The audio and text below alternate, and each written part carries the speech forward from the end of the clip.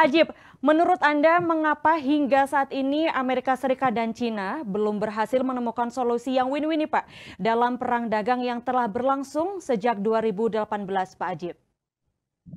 Ya, ini saya pikir memang Amerika juga menghadapi posisi yang juga tidak mudah sebenarnya Mbak Nia.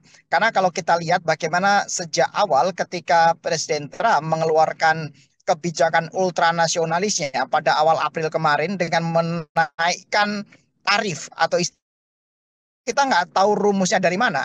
Tapi kemudian ini menjadi sebuah instrumen buat pemerintah Amerika agar mereka memaksa semua negara-negara partner politik maupun partner ekonominya untuk secara one on one, secara bilateral melakukan negosiasi ulang.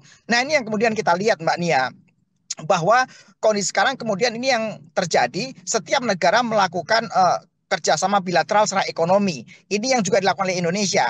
Dan bahkan dalam sejak awal, sejak bulan April kemarin, Apindo sudah mengusulkan kepada pemerintah Indonesia untuk melakukan 4 langkah utama sebagai bentuk mitigasi pemberlakuan tarif Trump ini. Yang pertama adalah bagaimana kita secara bilateral melakukan negosiasi ulang secara win-win, Mbak Nia. Karena memang hal yang paling logis dilakukan oleh Indonesia adalah melakukan negosiasi. Kita tidak mungkin melakukan uh, uh, retaliasi, istilahnya retaliasi itu ya kita men-challenge ulang kebijakan dari Amerika. Yang bisa melakukan retaliasi hanya China, karena China dengan 17 triliun US dollar itu adalah PDB mereka, itu nomor 2 besar setelah Amerika. Nah, Indonesia dengan 1,3 triliun US dollar GDP kita, yang kita lakukan negosiasi. Yang kedua adalah kita membangun komunikasi bilateral terbaik dengan Amerika. Apalagi kemudian kita mempunyai kartu untuk bisa kita pakai kepada Amerika untuk melakukan negosiasi. Misalnya, oh Amerika sedang akan melakukan perpanjangan Freeport misalnya. Ini sebagai salah satu contoh Mbak Nia, bahwa Indonesia mempunyai nilai posisi tawar yang juga bagus untuk negosiasi ulang dengan Amerika.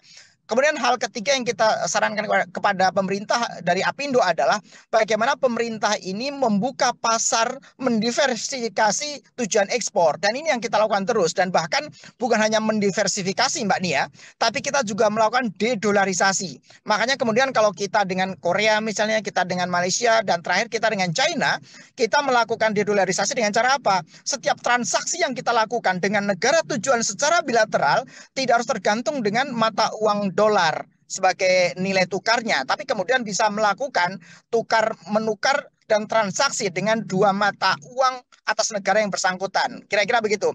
Yang terakhir adalah untuk orientasi jangka panjang, Apindo memberikan masukan-masukan secara intens kepada pemerintah agar bagaimana terus melakukan revitalisasi terhadap sektor-sektor yang padat karya. Karena problem di kita adalah masalah job creation.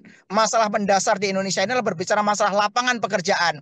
Ketika pemerintah bisa menyelesaikan masalah domestik dengan menyediakan job creation yang dibutuhkan, maka saya pikir tantangan-tantangan global ini relatif lebih manageable dan relatif tidak memberikan kontribusi yang signifikan terhadap pertumbuhan ekonomi kita. Kondisi-kondisi ini yang terus didorong oleh Apindo, dan semoga pemerintah bisa menjadikan tantangan-tantangan di tahun 2025 ini justru menjadi peluang-peluang yang bisa menguntungkan untuk bisa mendongkrak pertumbuhan ekonomi sampai dengan akhir tahun. Kira-kira demikian Mbak Nia sebagai gambaran.